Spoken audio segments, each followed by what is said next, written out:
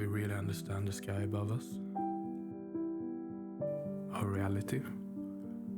Or only what we expect to see in it?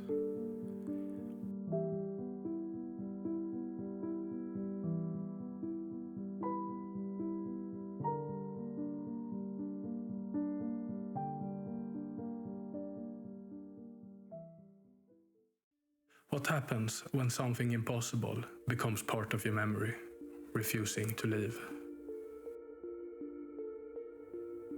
They appeared without warning, sometimes in broad daylight, vanishing behind clouds without a sound.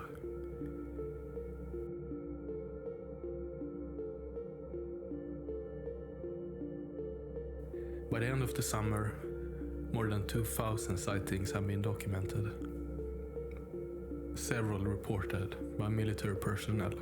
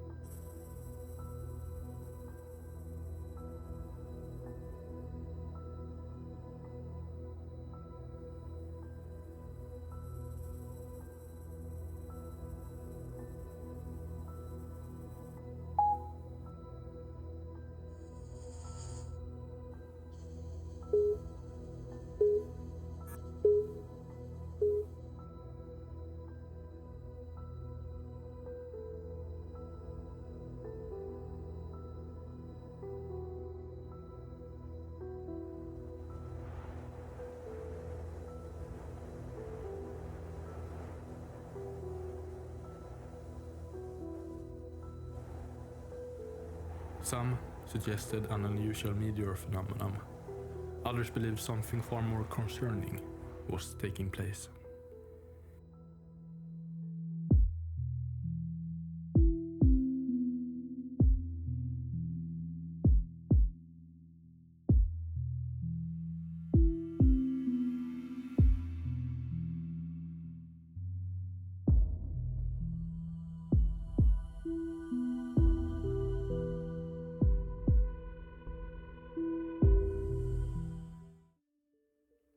Witnesses describe long, narrow shapes.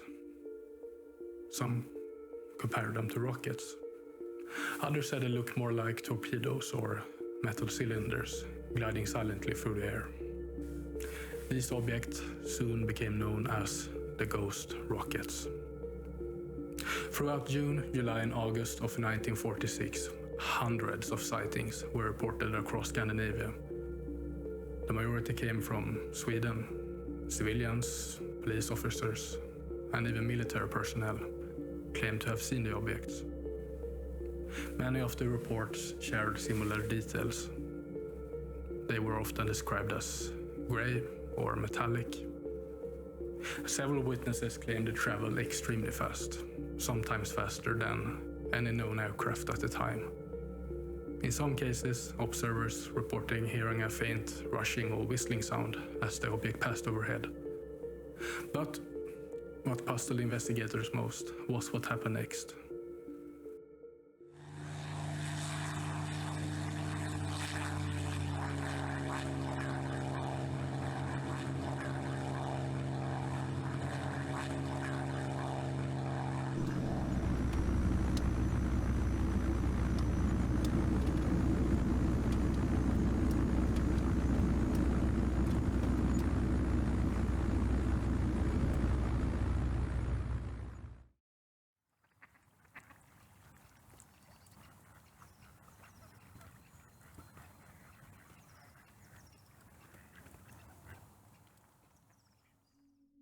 Lakes where objects believed to have landed were searched by divers. In some of the cases, Investigators did report disturbed sediment on the lakebed and damaged aquatic plants, but despite these searches, no wreckage was ever recovered. Military investigations were launched and attempted to locate possible crash sites.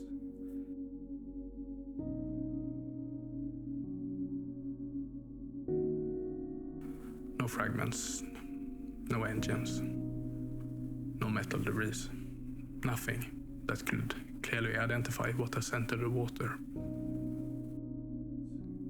It was like it never happened.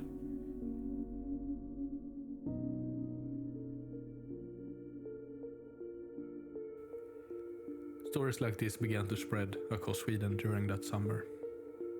Authorities quietly took the report seriously.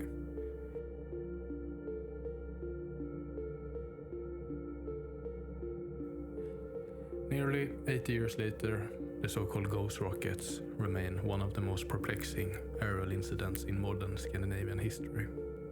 Not because they were seen, but because, in some cases, they seem to leave no trace at all. And whatever crossed that Scandinavian sky that summer, it has never truly been explained.